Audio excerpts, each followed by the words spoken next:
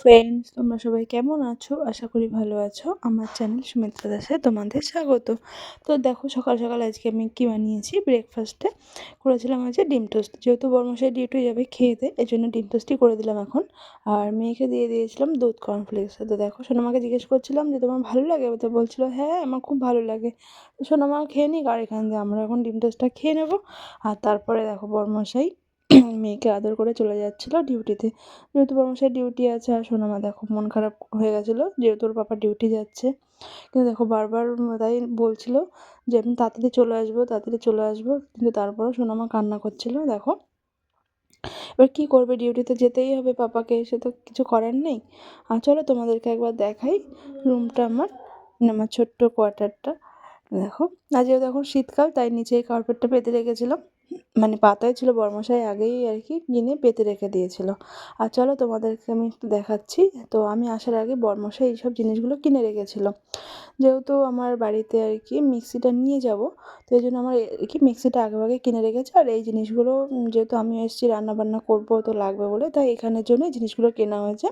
যখন কোয়ার্টার থেকেও চলে যাবে তখন জিনিসগুলো নিয়ে যাবে, আর এখন আমি শুধু মিক্সিটা বাড়িতে নিয়ে যাব। আর এখানে চলো তোমাদেরকে দেখাই খুলে খুলে জিনিসগুলো।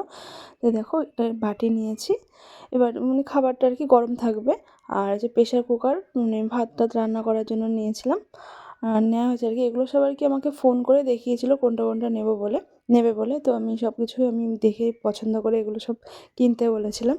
তো দেখো সব জিনিসগুলো দেখে নিলাম যে সব ঠিকঠাক আছে কি না। আর দেখো আমার জন্য বড়মশাই এই ব্যাগটাও কিনেছিল, সাইড ব্যাগ। আমার তো খুব পছন্দ হয়েছে, আর এটা কালারটা সত্যি খুব মিষ্টি, আমার খুব খুব পছন্দ হয়েছিল। তো তারপরে আমাদেরকে বিকেলবেলা বড়মশাই নিয়ে গেছিলো ক্যাম্পে। বড়মশাই ক্যাম্পে দেখো, এটা হচ্ছে এনএসজি ক্যাম্প। তো এর আগে আমরা যখন আসতাম অন্য সাইডে, এবার এসেছিলাম আমরা অন্য সাইড দিয়ে এসেছিলাম। তো এই দিকটা আমি এর আগে কখনো আসিনি, মানে এই ক্যাম্পের অন্য জায়গায় আমি ঘুরেছি, কিন্তু এই দিকটা আমি কখনো ঘুরিনি। তাই আজকে এই দিকটা দিয়ে আমাদেরকে নিয়ে এসেছিলো। আর এখানে না একটা লেবু গাছ আছে, এই দেখো, একদম ছোটো ছোটো লেবু গাছ, মানে এগুলো হচ্ছে গিয়ে কমলা লেবু। মানে এত সুন্দর লাগছিলো দেখতে, আর গাছে পুরো একদম ভরে ছিল। আর এই লেবুগুলো না খুব টক হয় বলে কেউ খায় না, তাই এভাবে গাছে মানে পেকে পেকে এগুলো নিচে সব পড়ে যায়, কিন্তু কেউ খায় না।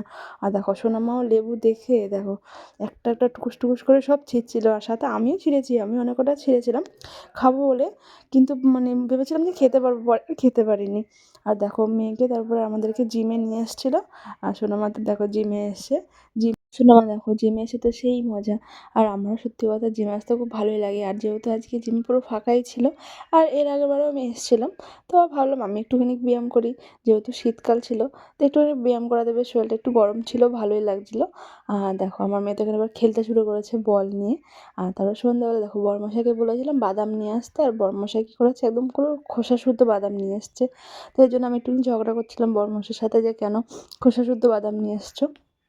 তো যাই হোক, আজকের ভিডিও এটুকুই, আবার দেখা হবে পরের ভিডিওতে, বাই।